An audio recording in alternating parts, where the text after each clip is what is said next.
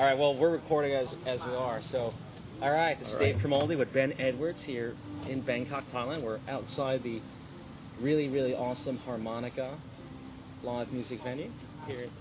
Best venue in Thailand, along with Zoo and Fatties. Yeah.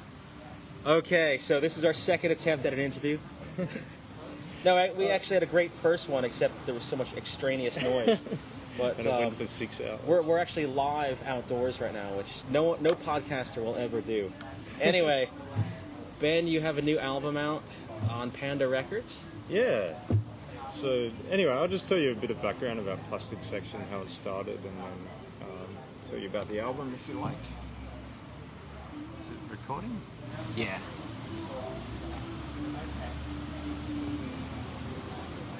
You can edit. Awesome. All right. So basically, yeah, like when I was the last band I had in Sydney, it was called The Section, and that was like a rock and roll band. But at the same time, I started just making recordings at home for my own amusement, like using sort of like a broken computer and a broken keyboard and a like $2 microphone and stuff. And I was sort of recording, like just experimenting with like sort of glitchy, like really lo-fi rock and roll stuff. So I decided to call that Plastic Section because I had my band The Section. So I just recorded this stuff and put it online, just pretty much for my own amusement. But then when I came to Thailand about 5 years ago and started playing gigs on my own, I did it under the name of Plastic Section.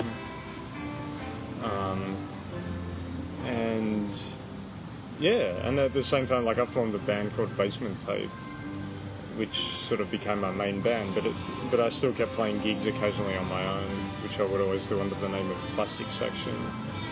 And then about a year ago, I found a small rehearsal room up the road from where I was living. Yeah. It's like really cheap and really shitty in a good way. It's basically where like high school bands go to play, practice Metallica songs and stuff. So it was super cheap. So I used to go up there like once or twice a week, just book like 3 hours and take my laptop and like one microphone and just record songs. Like try to write and record songs, like play the drums.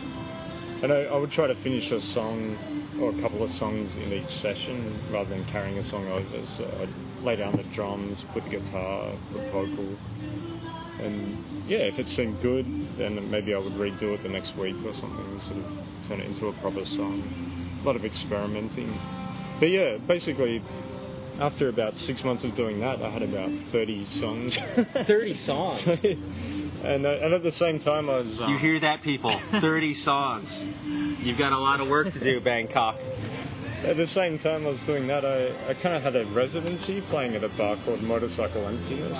I was playing once a week. Isn't that out in Ramkhamhaeng? Yeah, sort of, in that area. And the bar's still there, but I don't think they have music anymore. But anyway, I used to play every Thursday night doing a solo gig, and there were other bands playing as well. But I sort of tried to challenge myself to try to write a new song each week for that as well. And so a lot of these songs I was making up in the studio, I would then try it in front of an audience at these gigs. And but anyway, to cut a long story short, like eventually I had enough songs that I thought were kind of like good enough for an album.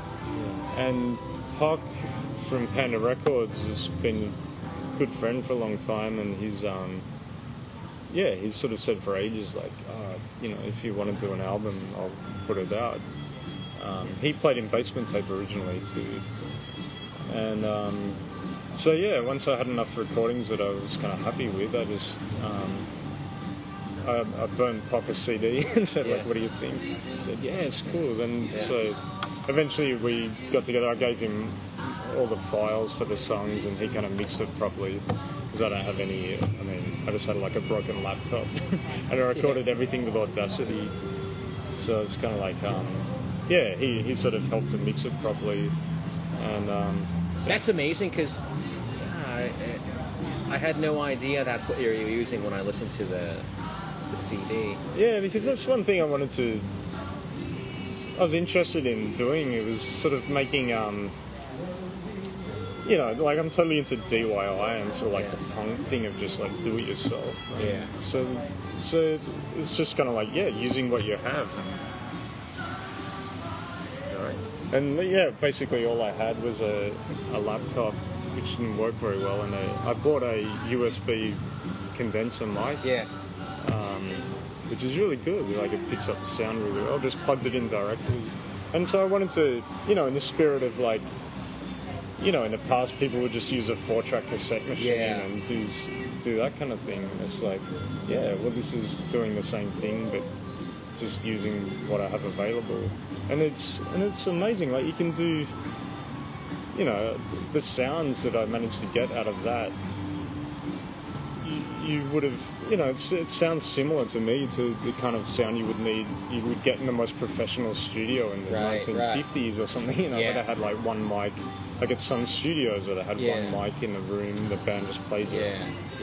So I was really into that idea of capturing the sound of the room, just putting a mic in the room and playing, basically. Like Keith Richards talks about Elvis recording that way.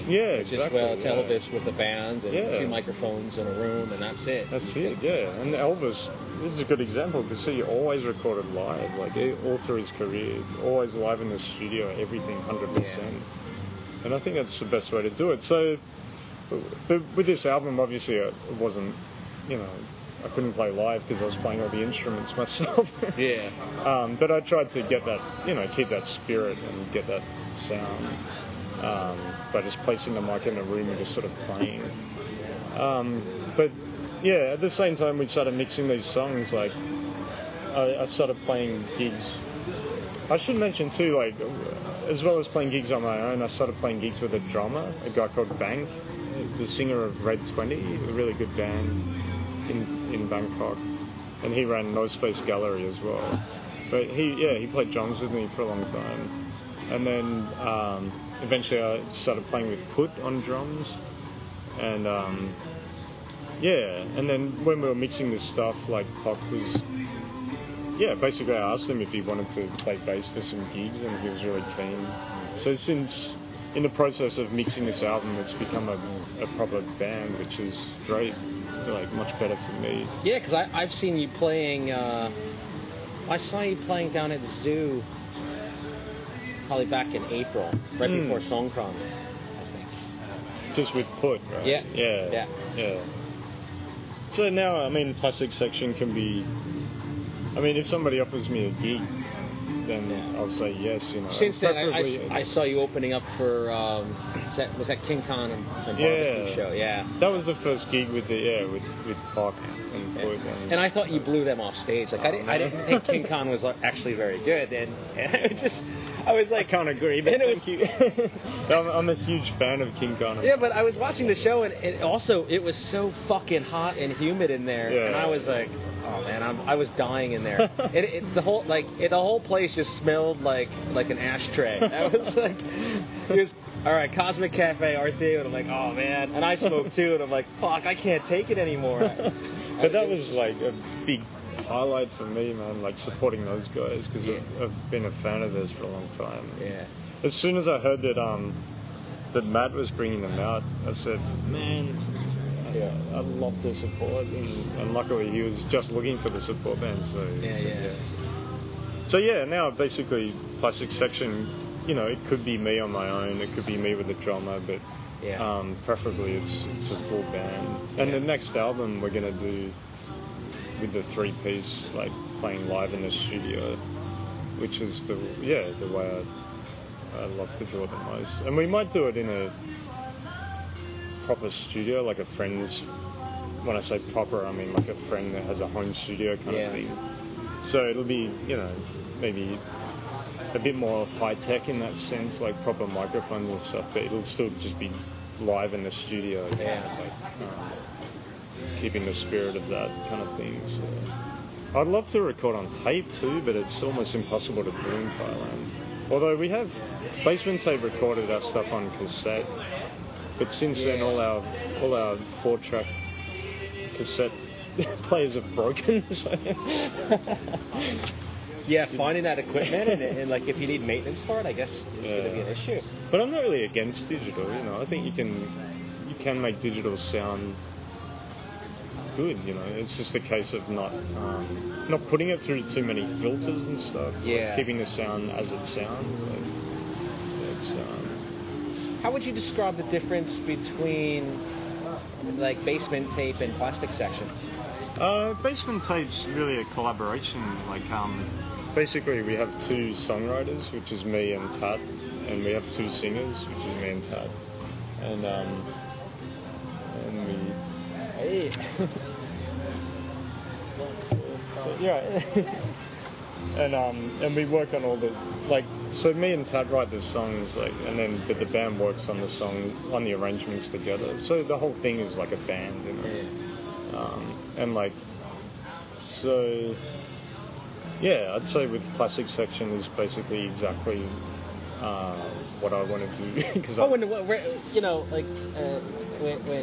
you can introduce the rest of the band, I guess, if you want to on that. Yeah. Sure. I didn't mean to shoo him away. I was like, oh, you can.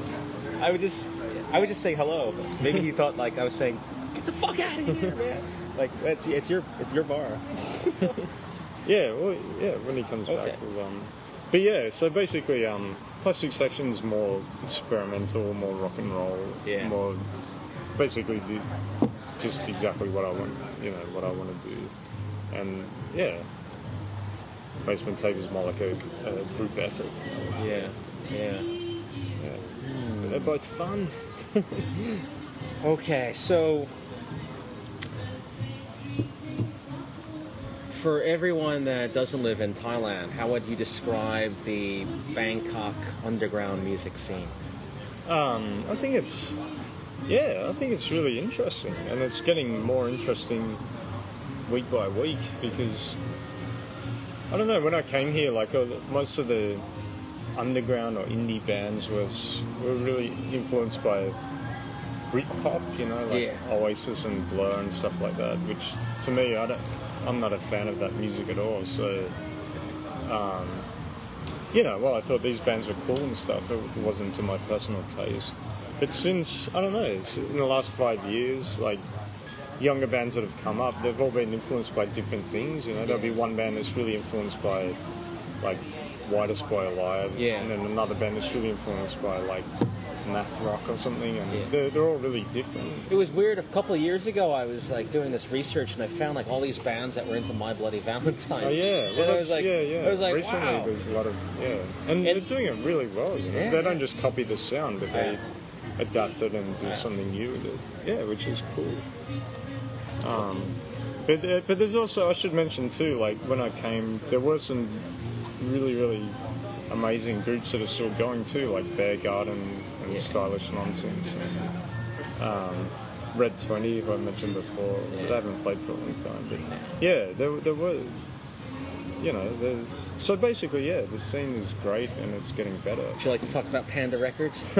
Your relationship with Panda? Yeah, in my opinion, that's the best label in Thailand. Like, I think it's most of the bands I like end up on Panda Records, or in that circle kind of thing. But there's also a great label called So On. They have Desktop Error and some really good bands. Plot. But those two labels are like, I think Panda was the first true indie label, you know. There's a label called Small Room that sort of, they're kind of independent because they're their own company, but their albums will have advertising on the covers and stuff like that, so they have a lot of outside money to keep it going, but Panda is really total, you know, doesn't make any profit or anything like that. It's just totally in the spirit of... So I saw that Panda's labeled as a non-profit. Yeah, I mean, not intentionally. I'm sure that would... Well, maybe... Meaning, like, I guess with a non-profit, to me, that means that, you know, you put money into it, and when you break even, that's the goal. The goal is just to break even. All right, we made our money back and maybe a little bit more to keep going and making more music. But it's not like they intend to be non-profit, but they... basically money isn't the motivator. They do it for music. Which is pretty rare these days. That's a tough one. It's And I think now there are some more labels coming up, like Color Code, and there's a few smaller labels that are starting in that spirit too, who are kind of like just want to do it for music, you know. And yeah, they hope, like you say, if they can cover their costs, then they can release something else. Yeah. Which I think is not just Thailand, you know. I think that's a worldwide thing. Like that's the way, for me, where all the interesting music comes from, all those kind of labels. Yeah. And I still believe in, like, you can totally do it yourself. You can just put stuff out yourself. Yeah. You don't really need a label, but I'm sort of a fan of labels. Like, you know, like In the Red, for example, in America. I know if there's a band that's on In the Red, I might like that band because I like lots of their other bands. Yeah. So I still like labels just in the sense of being an umbrella of like-minded bands or whatever. Well, it's like like an entire culture which is represented, by the music in a sense, but generally everyone on a label will have some sort of a thing which bonds them together. Usually. It's like, it's like DC punk bands on Discord or something, and it's like, well, they all kind of have this the same attitude. They're all friends. They all kind of hang out together, and that's like the more people are together, the more they end up having similar beliefs and ideas. Like, just,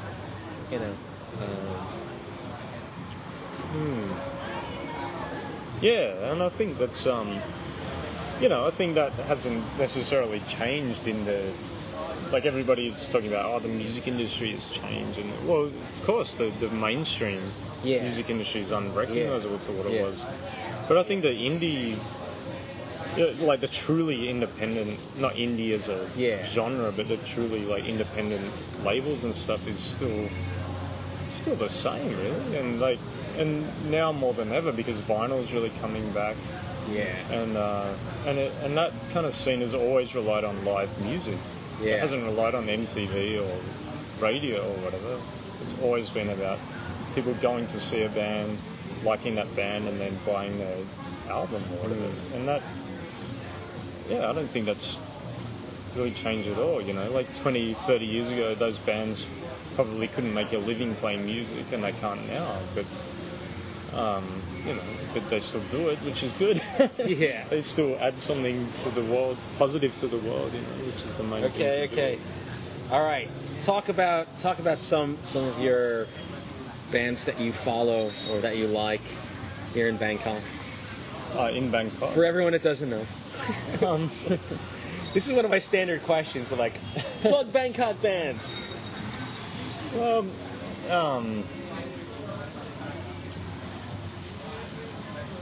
like because I've been playing music for so long and playing in bands, it's hard to, I can't really say I'm a fan of bands who are contemporaries, but bands that I like that I think are really good are let's see, Bear Garden, Stylish Nonsense, I think there's some newer bands. Trigs on the Longest Day, I like them a lot. Chanley. Oh my God, I saw them. They're great. Yeah. Oh man, you guys have a show. You have a show. You have a show coming up on the Sangsong Massacre. The Sangsong Massacre. You have a show coming up with a bunch of these bands on August 10th. Overstay. I'm not playing. I can't make it that night. Shit, man. Yeah. All right, so that blog post went out yesterday, and we're finding out who's not actually playing. But that will be a good night. Degaruda are amazing too. I think they're playing that night. Yeah, Degaruda played last night. Yeah. House 21. Sticky Rice, they're amazing. My friend went to that show last night and said that was pretty amazing. Yeah. You didn't make it? I couldn't make it. I had to wake up at 6 a.m. I'm like, oh my God, it's gonna be a fucking train wreck this morning if I go out and get 4 hours of sleep, and then just like. Yeah, well, all the bands that played last night are incredible. That was Degaruda, Sticky Rice, who are the best experimental dub band I've ever seen in my life. They're incredible. And Summer Dress, they're a really amazing band, young band, and Panda. And, so I really like all these bands. I can't say like a lot of these bands play music that isn't my personal taste, but for what they do, I think is amazing. Okay, let's go back to what inspires you to play music. Where does that come from?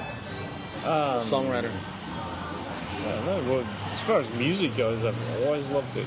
Since I was 5 or something, and I started playing guitar and piano and stuff before I was 10. So I've always loved music, but the first, rock and roll or whatever I got into was the Beatles, actually. I'm playing cassette tapes. By the way, whoever owns the Beatles license, don't sue me for this. We don't actually make any money, so there's no money to be had here, right? But yeah, I got a brother that's 2 years older, and basically when we were really young, we really discovered music together.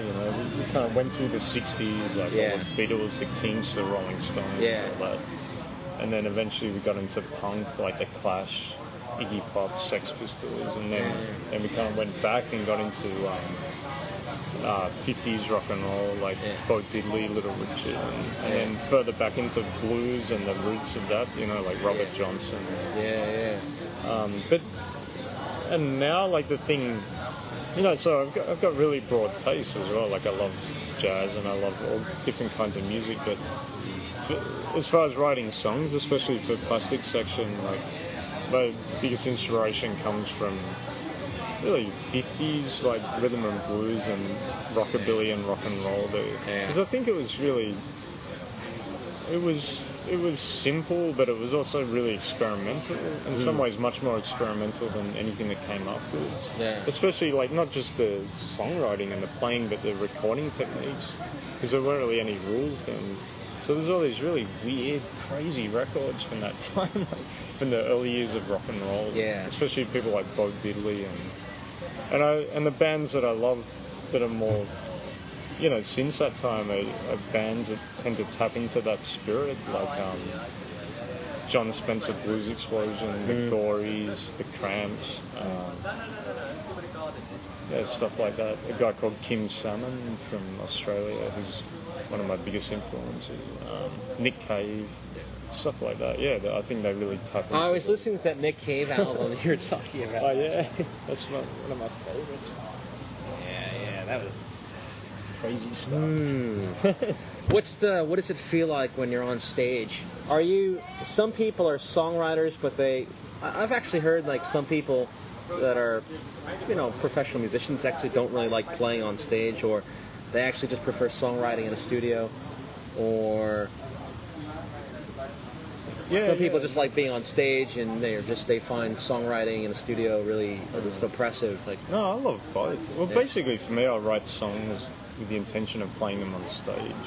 Most of the time, and I love playing on stage. I also love recording. I love mucking around in the studio too. But my favourite thing, and I think the most the most valuable or relevant thing is playing on stage, really. And like, I used to, for years, because I've been playing in gigs in pubs since I was like 14 or 15. So I've been playing for a long time, 20 years basically.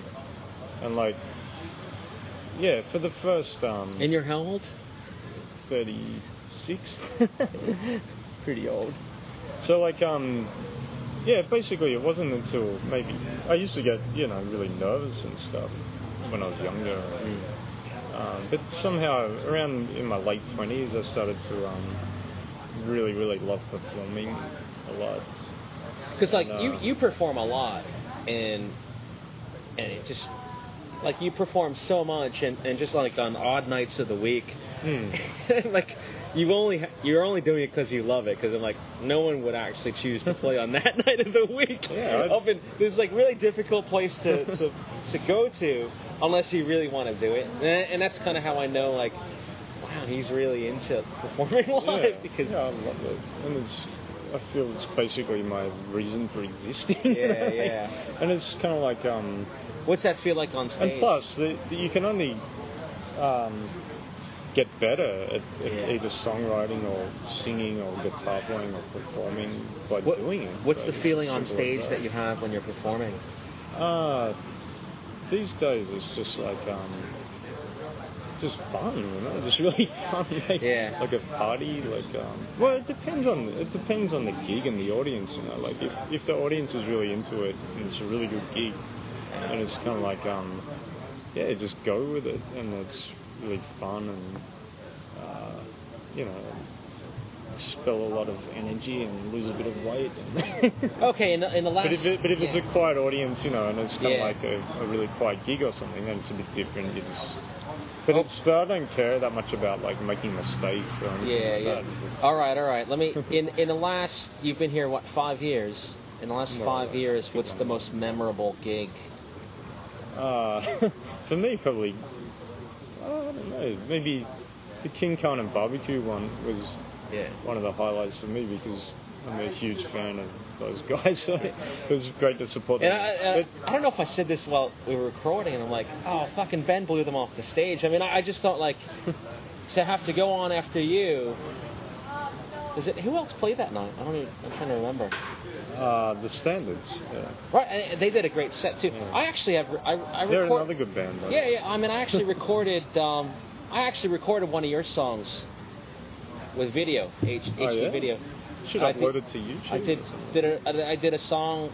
I recorded a song of the Standards in HD, and I recorded a song in King Khan and Barbecue Sauce in HD. Yeah, things slowly filter out on the blog. Like, you'll see photos that no one's seen before because I'm like, they've just been sitting on my laptop for like ever, and I don't really want to just blow the load too quickly. It's just like, okay, hey, remember 4 months ago there was this show? It's like, here you go. But yeah, the last year or so, all the gigs have been really fun because there's been some great new venues. You play with the Dodos as well, right? Yeah. That was okay. I mean, that was the same night as Fatty's Festival. Yeah, the Super Sweet people did a great job. Yeah. They did a really good job with that gig. But for me, playing the gig wasn't the most fun, really. But with Basement Tape, we supported White Esquire Live. That was probably the biggest gig. Like, that was at Moonstar Studio, and it was really packed. Like, I don't know how many thousand people, but that was pretty fun. You played at the Stone Free Festival, right? Yeah. How was that? Is there another? Someone was asking me about that. If there's another one coming up? Could be. Yeah. I think nothing's confirmed, but I think they're thinking about doing another one. They've had 2 so far, and I played at the second one. Yeah. And it was amazing. But it's for the guys that organise it, it's a lot of organisation, and they don't get much out of it. So yeah. But I think they are thinking of it. Welcome to indie rock. It's like... But it was really fun. Yeah. Apart from getting electrocuted a lot off the microphone, that's pretty normal. I got electrocuted down in Koh Chang. Like, I'm not even going to talk about it. It's really? Stupid. It was like I was on a beach, and there's this big metal pole right at... It's like one of those outdoor restaurants right on the beach. Yeah. And I was getting up, and I put my hand on the pole, and it just had, just a... Jesus, really? And I was like, Jesus Where's Christ. the electricity coming from? Well, I guess it was... Maybe this pole was running electricity out to the... I'm not a scientific or technical person. I think it was like running electricity out to like all the little lanterns and stuff outdoors, and I'm like, man, anyway, I'm alive, but it was kind of shocking. But a lot of the stuff here isn't grounded properly, so you often get buzzed off them. So, what's the future for you in Plastic Section and Basement Tape? Where do you want to go with it all? What's the big fantasy really? The Ben Edwards, like the fantasy existence. Just to do as much as I possibly can while I possibly can. Yeah. So this year there's another Basement Tape album coming out soon, maybe in 2 months. Yeah. And then I've already written enough songs for the next Plastic Section album, so in some ways it becomes challenging writing about you and your label mates because everyone kind of has multiple hats. Yeah. Like everyone, and I'm like, well, how do I start explaining this to people who have no idea what the fuck I'm talking about? Well, he does this, and he does this, and he does this, and he does this, and he's in this band, and he owns this, and he does this. I think it's like that in every city, in every scene, Yeah. But it's like one guy does 5 different things, and they're all really important. So I plan to record the next Plastic Section album before the end of the year. Yeah. As well, and that'll probably come out maybe early next year. Yeah. and just play as many gigs as possible. We want to maybe play some gigs in Australia at the end of the year. Wow. And maybe go to Japan next year, either with the basement tape or plastic section. That'd be amazing. Do you have a following in Japan? Not yet, but hopefully Not after yet. we play there. Well, some of the Panda Records things, I think, get... Yeah, because Bear Gardens kind of have a bit of following in Japan, right? And Put, he's played some Wednesday gigs there. Yeah. There's a few fans there. Yeah. So, I really want to play in Japan. And then maybe to have enough money, I'd love to try to go to Europe next year to play some gigs. Basically, I just want to... I love traveling, and I love going overseas at least once a year if I can afford it. So for now on, I just want to, anytime I go somewhere, I want to play some gigs. Yeah. Preferably with a band, but if it's on my own, then I'll do it on my own. Either with plastic section or basement tape. So that's the plan, and just release as much music as possible, because I don't have any problem writing songs. I've got like hundreds of songs, and I'm sure there'll be hundreds more to come. So. What's the inspiration for lyrics? Where do lyrics come from? I think of for a long time writing songs. I started writing songs when I was a teenager, and for years I was kind of like, I would try to, copy other people. Like one week I was listening to lots of Bob Dylan, and I'd write a Bob Dylan-y type song. Next week I was listening to like Syd Barrett, and I'd write a Syd Barrett kind of song. So, and anyway, after years of doing that and writing pretty bad songs, gradually I think all these influences kind of meshed together, and I sort of developed my own thing. But as far as lyrics go, I think I always just write about what I see around me, like things I see in the society that I'm living in, but not in a, using lots of metaphors and lots of not necessarily, not to make a serious political comment necessarily, but sometimes it could be something amusing, or but trying to use metaphors and double entendres and stuff like that as well. But basically, I don't really write like love songs and stuff like that, because there's enough already, and some of them are pretty good, so we don't need any more. But if I can write about, I'm an Australian living in Bangkok, so I probably see things in a way that it's kind of unique, so I write songs from that point of view, and hopefully it'll come out a bit unique. So, talk about the venues in Bangkok. What's some of your favorite places to play? So the best vibes? Harmonica, Zoo. By the way, we are live at Harmonica right now. Tonight we have Plastic Section going on. Are you guys going on first? No, second, I think. Panic Station. Panic Station and the Sang Some Massacre. It's Joe Crawley's going away gig, and it's going to be a pretty fun night. If that band isn't here, then we might have to go on first. But anyway, Harmonica Zoo. I really like Fatty's, which is a very small but very cool bar. I like Cosmic Cafe. I don't know. There's so many venues like come and go really quickly. Like I was reading in Bangkok magazine, because I have to like read what other people are writing just to find out what the hell's happening here, and you start reading stuff and going, oh okay, there's like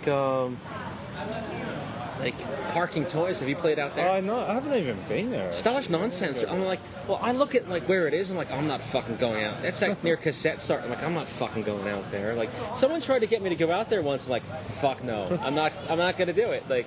I'll wait till the band comes and plays in town. Like, don't make people travel an hour. Some great venues are out of the way. Like House 20 is another great venue that's quite out of the way.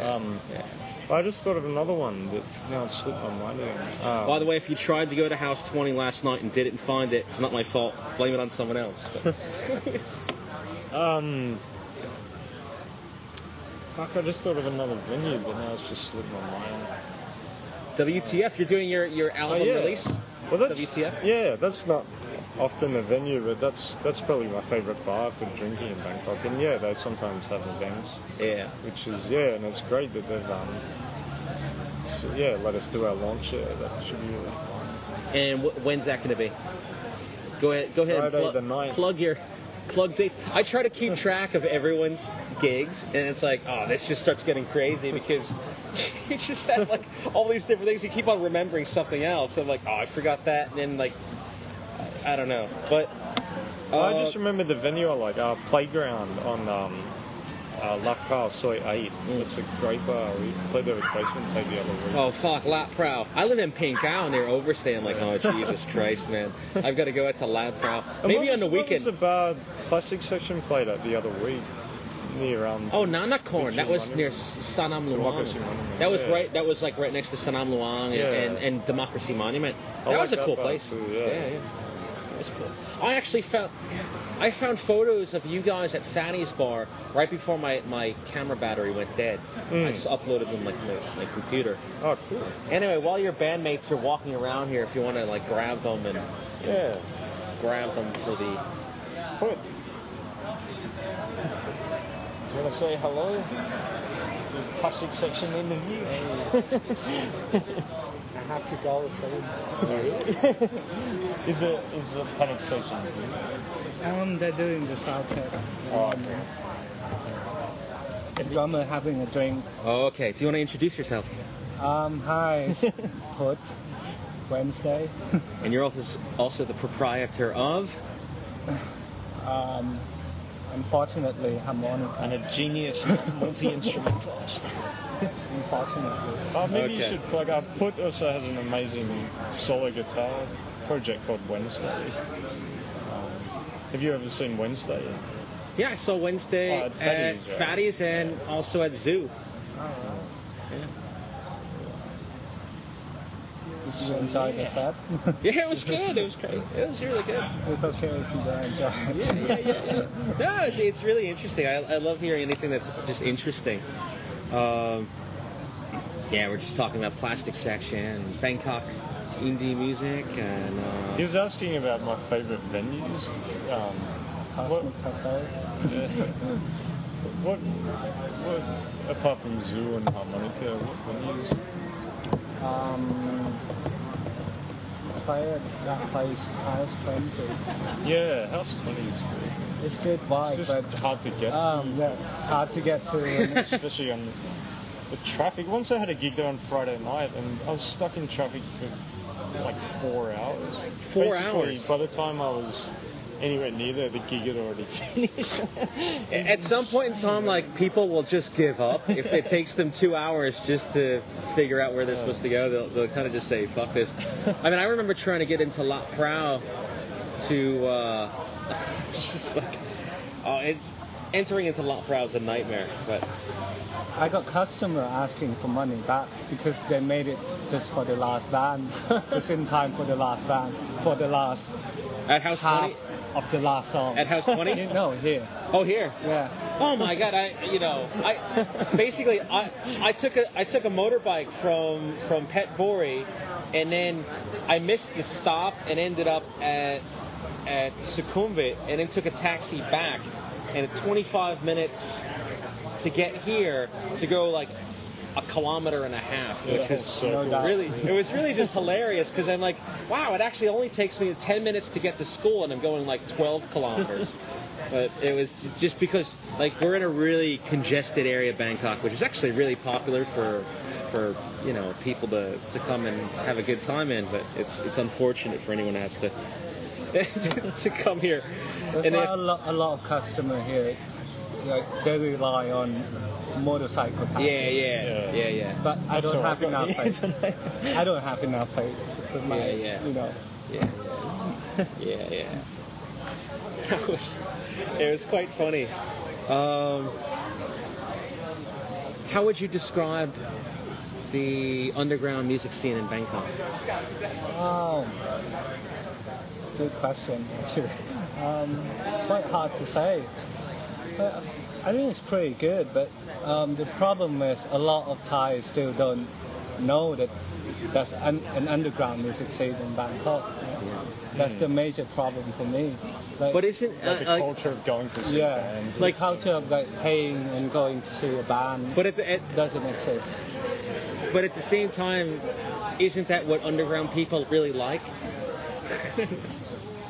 I mean, to a certain point, you kind of, you still need people to come to gigs. Although you can say, oh, fuck that, like, I don't care. I'm just going to play to a dog and a barman. Yeah. But still, at the end of the day, you want people to come to your gig. Because the problem is, like, the venues will go broke, and bands don't like playing to nobody. Yeah. I've hit musicians that are like, I like playing for nobody. I'm probably one of them like that. I don't like playing for nobody. The more the better. Yeah. The worst part is, apart from Harmonica and maybe some other venues in Bangkok, like, you still have to pay to play. Yeah. So if you don't get enough audience, then you have to pay the bar. Yeah. You have to pay certain. They started doing that in Los Angeles back in the 80s, where they would make bands basically buy the tickets themselves and then sell them to people. So if the band didn't sell all the tickets to their friends, they would lose money. But the club made money no matter what. And they would add on, like, you have to rent out all the gear and the PA system, and so the clubs would make money no matter what. And it was the musician. It was pay to play. It was like that in Sydney pretty much too. Oh, it's a brilliant scheme. Like, okay, you guys can play here as long as you buy the tickets up front. So, give me $500. But usually when that happens, like in some cities, well, I know in Sydney when venues started doing that, people just had warehouse parties instead, or like house parties. Was that legal? Because I went to school in Philadelphia in the States, and you could get into a party for like, I don't know, a few dollars and then buy really cheap beer for like $1 or $2. And it's sort of semi-legal. But they would get like shut down by the cops quite often as well. These big warehouse parties. Don't get me wrong that I'm saying that, if you want to be underground, you still have to be, I don't know, you have to be self-motivated, not just the playing part, not just the performing part, but like putting yourself forward and actually organizing a gig and putting things together yourself, not trying to promote. Yeah, not just like, I don't know, for me, like independent performer these days, you have to actually start doing things yourself, not just wait for people to ask you to give hand out to you. You just have to work more. You can't complain. No, definitely true. I mean, in some ways, it's the nice thing. I think I said this to De Garuda. The nice thing about like independence is that no one owns you. It's not like a record company owns you and says like what's going to happen on your album, or you're not selling enough product for us. And you need to get a new haircut, Ben. Yeah, the big labels in Thailand literally do that. Yeah. Like Grammy and stuff, they'll tell a band, you have to dress like this. That happens to me in Basement Tape. Like, you need to get a new haircut. If you want to work with us, and you have to have plastic surgery. Good one. Yeah. But the big labels do that here. Like, they tell the band what they can write. Hey, we are joined by Neil Mary of the Saint-Son Massacre. Is it good, Mr. Grimaldi? It's good. We're actually live recording the plastic section interview, but we're joined by Neil Mary of the Saint-Son Massacre from Glasgow, Scotland. But you've probably got enough anyway by now. I think we do. Does anyone have? So we're live in Bangkok, Thailand. By the time you listen to this, it won't be live. Can you record some of the gig on this, like Saint-Son Massacre? Yeah, I can record everything. Last show was joy. Yeah, someone told me like don't record the shows because then no one will show up for them, and they'll just listen to it at home on their. I don't think people are that cynical about things. That was taught from De Garuda saying that, like, don't fucking worry about recording the shows. No one will go to the gigs anymore. All right. Does anyone else? Neil, you want to say anything?